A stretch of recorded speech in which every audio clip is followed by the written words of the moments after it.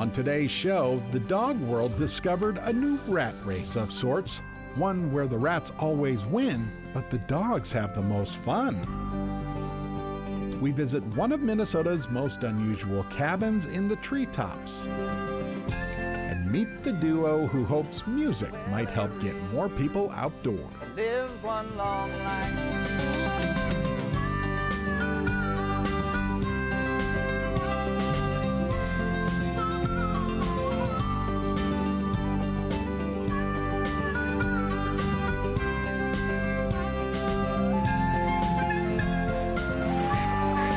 Minnesota Bound, presented by Connecticut Water Treatment Systems.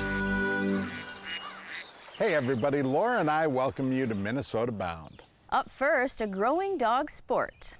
With a bit of a rat race story to it, right out in the barn. You've heard of a rat race, right? Well, you haven't seen anything yet.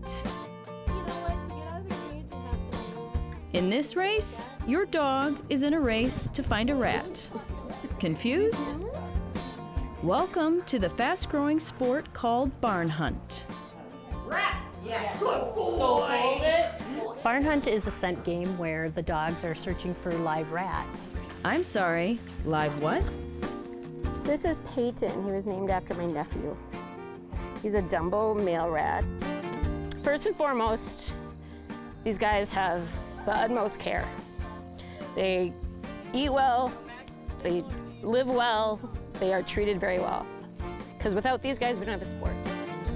In other words, these rats are the big cheese of the barn hunt game and are never to be harmed. Find it, Bacon. Good boy. I would describe it as hunting for rats that are secured safely in tubes so they can't be injured. And your dog just has fun hunting for them and telling you where they are. And then they also need to tunnel and to climb. She has her junior hunter title through AKC for duck hunting. And she also has shed antler hunting titles through NASHTA and UKC. So you'll see every breed of dog doing barn hunt. All breeds can love it and be really good at it. First, your dog has to, well, smell a rat and be eager to smell it again. And praise like it's the best thing they ever did.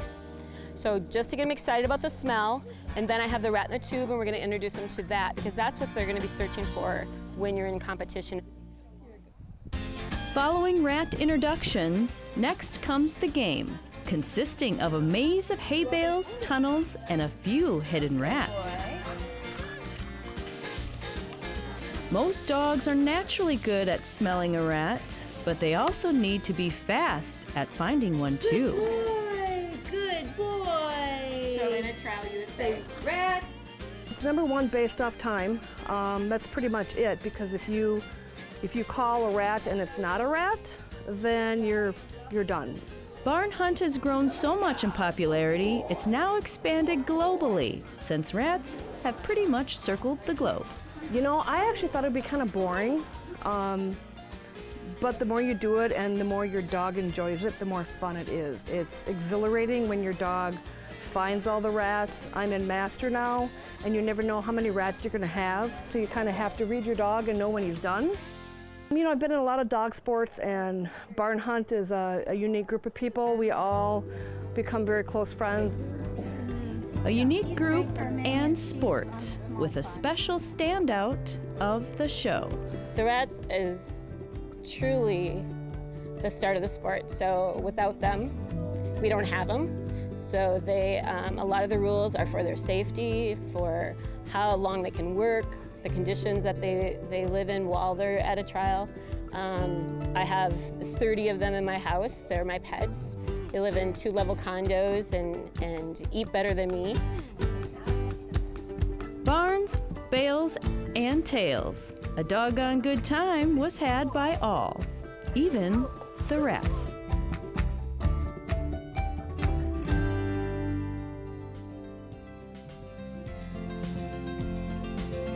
Minnesota Bound is brought to you by Connecticut Water Treatment Systems, Aluma Trailers, Ice Castle Fish House and RV, and by Coors Light.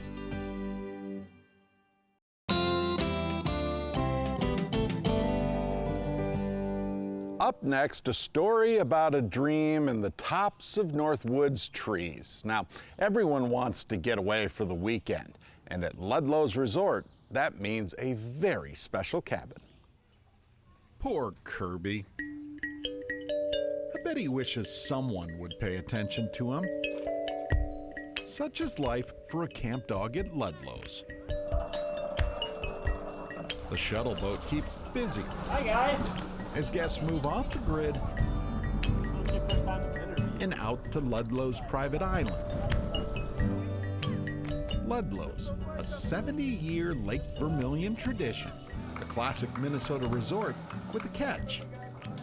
Yes, people come for all the regular cabin getaway fun. We're one of the last places where children can run free.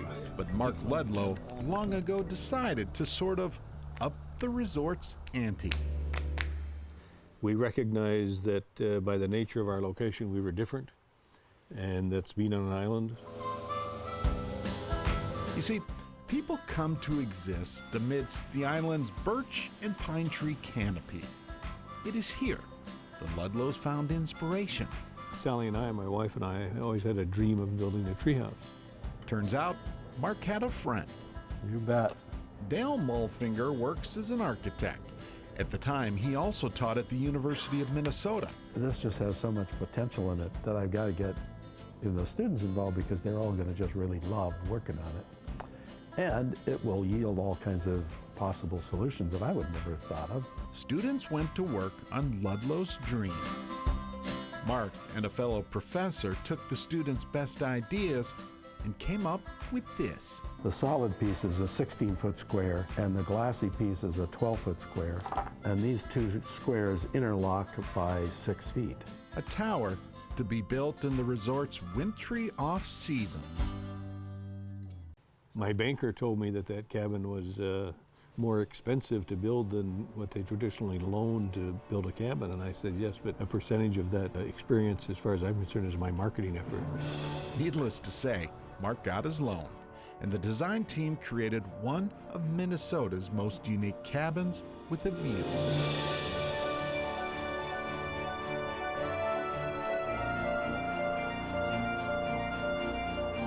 And so we virtually stayed with the same treehouse design, but we stacked bedrooms underneath it. It's just a fun living space. But this is our way to dream catchers. Mark loves to show off the cabin. 2 lower levels for sleeping, dining, kitchen, and living on the 3rd, and a bedroom and view up top. Oh, and whirlpools on the 2nd and 4th floors. It has good bones. It just feels good to them to be in a cabin like that. There's a lot of fun to this, and I think that's what makes it, puts it in such high demand. Exactly why guests book the cabin months, even years in advance. I saw the dream catcher, and I thought that'd be really cool to go to. We were lucky in that, we got it. We were going to stay here, and we got the cabin that I wanted. The drawback of the dream catcher is that our kids are going to think that this is actually what it's like to go to a cabin. If you ever visit Ludlow's and get a bit lucky, maybe you can visit the dream catcher. Just be prepared to burn calories. After all, a 4-story tower does have one shortfall. Steps aside, the tower in the pines is perfect. I'd recommend it to anybody else except for whatever weekend we're coming back to it. And it's fun to be up in the air. It's always fun to be up in the air, to be on a tower and look out over the world. And oh, don't forget to give Kirby a scratch. He'll appreciate any attention. Right, Kirby? That was a cool story. If you'd like to hear more of our tales, join us for the Minnesota Bound podcast, The Stories Behind the Stories. You can find it anywhere you find podcasts. Still ahead, we visit one of Lake Superior's most remote lighthouses. But first, a story about brothers that are better than okay. they're Okee Dokee. Closed captioning provided by Star Bank.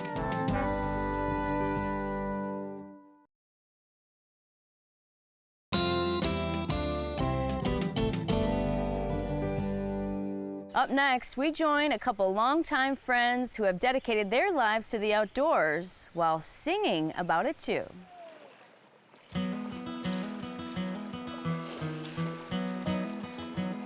Although Leopold once said, the good life of any river depends on the perception of its music.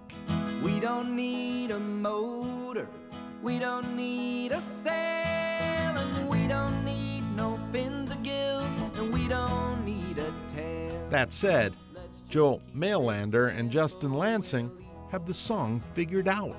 Can you canoe on a little boat built for two? For these two folk singers, the journey is literally part of their music.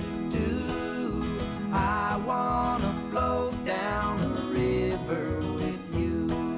So we took 30 days out of our schedule, blocked it off, and floated from up here down to St. Louis. We don't need no outlets. And wrote an album of songs, recorded it, and put it out, and it's been resonating a lot with people. Can you canoe if there's nothing better to do? Perhaps you've heard of Joe and Justin. Music's Okee Dokee Brothers. I wanna float down a river with you. Can I get a little five from you? Today, these two drift the Mississippi River again. Good to meet you, Nigel. You ready for this? This time with company. There you go. Well, welcome. We got a really fun day planned today. We have the Okee Dokee Brothers here to paddle with us. Anybody want to go paddle down a river with us today?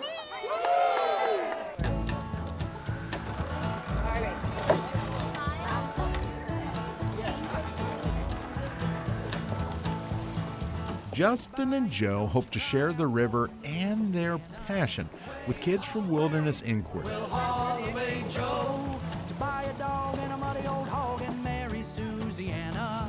Way haul away, we'll haul away Joe. 12 canoes, we're gonna fill them up, head down river, and play a little concert. Play some bluegrass and folk music for the kids today. And we're going to see the wilderness of the urban Minneapolis area. Way haul away, we'll haul away Joe. Much to her chagrin, I don't have an employer. Justin and I wrote an album about canoeing down the Mississippi River. It's pretty special to actually kind of practice what you preach and see your message in action. We'll haul away Joe. The music industry heard their message loud and clear. Back to Minnesota. Can You Canoe won the 2012 Grammy for Best Children's Album. Way haul away, we're bound for better weather. These days, the Okee Dokee Brothers are on their third album, but their goals still remain the same: getting kids outdoors. Keep a rowing, me boys, it's a raftsman's life for me. It doesn't take a 30-day trip to enjoy wilderness. It takes going out and being inspired a little bit, and if they've heard some of our music and watched our videos, they'll know what it's kind of all about. And I think that just leads into more time outside.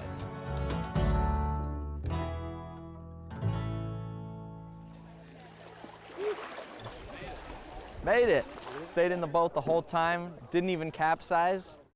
We saw a bald eagle. It was amazing. Was that fun? So next, eat a little lunch and have a little concert. It's gonna be fun. Right here on the river, right on the beach.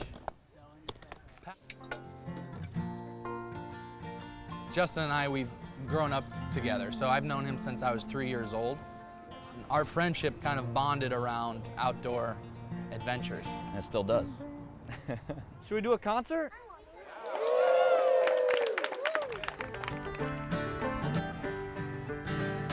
Well, a river lives one long life, from the raindrops to the sea. Sometimes it just takes a simple memory from childhood with your parents of spending time outdoors and enjoying the breeze and nice music that can stay with these kids for a lifetime. Now that's a tune we should all sing. Where we soon will meet again.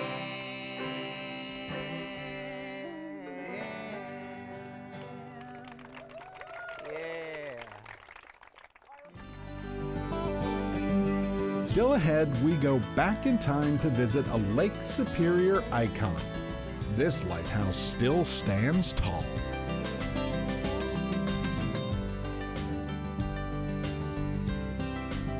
Minnesota Bound is brought to you by Game Fair and by Totem Resorts, the premier destination for world-class fishing.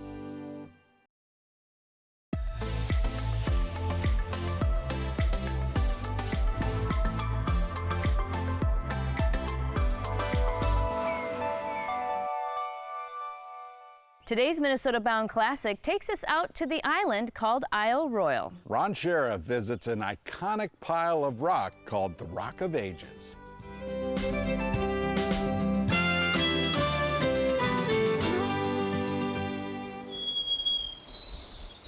Those who seek tranquility in this wilderness park are seldom disappointed, but travel off the island's edge and you'll soon find a spot where even solitude gets lonely. It's a place of mystery and of legend. It's a 200-foot stone called the Rock of Ages. The rock's only inhabitant is this lonely giant, built in 1907 after 2 ships sank off a nearby reef. The Rock of Ages light created a beacon for the lost and jobs for a few hardy souls who, from April to December, called the rock their home. Lighthouse keeping is if a guy feels sorry for himself, he's going to be lonely. 51 years ago, a young Coast Guard recruit named John Trigimbo got his first assignment.